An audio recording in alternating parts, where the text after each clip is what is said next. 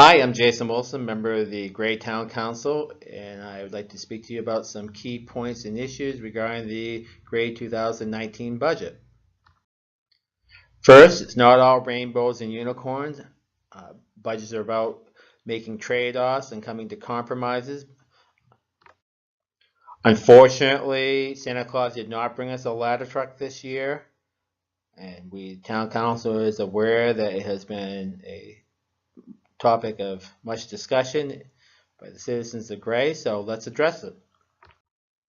So the original ladder truck in today's dollars. So the original ladder truck was $573,000 in 1997. So using a median inflation rate for fire truck equipment of 4%, that ladder would cost $1,255,000 today. The ladder truck in the proposed budget is $1,300,000. So pretty close to the same type of ladder truck that the citizens voted in 20 years ago. And 20 years ago, that amount of money felt like $1.3 million, feels like today. So the public safety leaders and town councilors and citizens supported purchasing the ladder truck in 20 years ago. Same concerns were expressed 20 years ago that we hear today. So the overall public opinion was to support a strong public safety department, and having that type of equipment would ultimately increase the quality of life and the value of your home and business. You will decide that's true this June.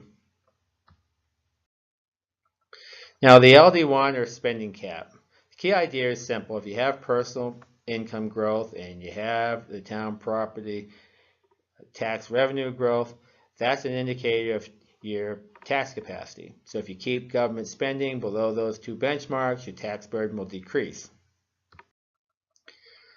The issue that I see is what I call base rate neglect. So if you have 4 houses, as an example, so one's perfect, one needs a septic system, one needs a roof, and one needs a driveway. And all of a sudden you cap the amount they can spend on repairs and operations, it's going to create a potential issue because they all don't have the same base rate. They're all at different stages of growth and repair. And that basically is what the Federal Reserve report came out with when it did this study. It kind of pointed out why towns and cities bond or vote to override LD1. And it's basically pretty simple. I think they didn't have a right base rate. So they didn't know where the costs were normalized and where communities were on the growth curve.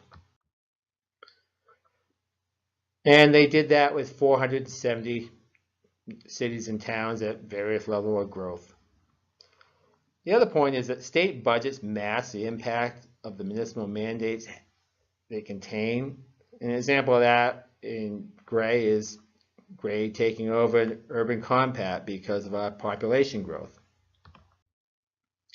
Now, it's interesting, in 1998, 20 years ago, the top fold of the Gray News has council host spending to a 5% increase.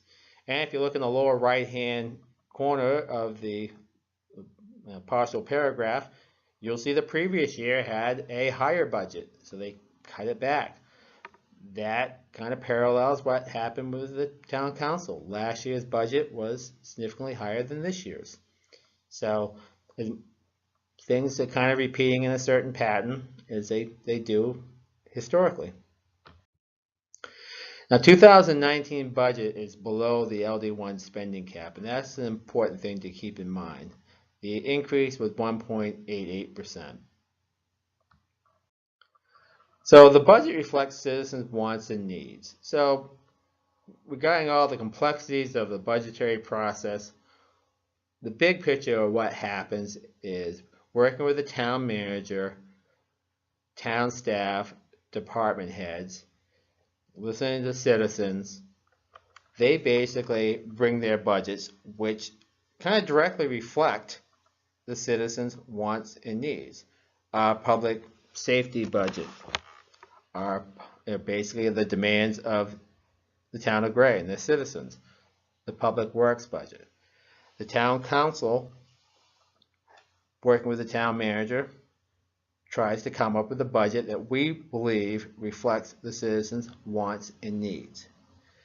And if you believe that the 2019 budget will reflect your wants and needs and provide the things that you value for services in the town of Gray, the Gray Town Council would support your vote for an approval for this budget this June. Thank you so much.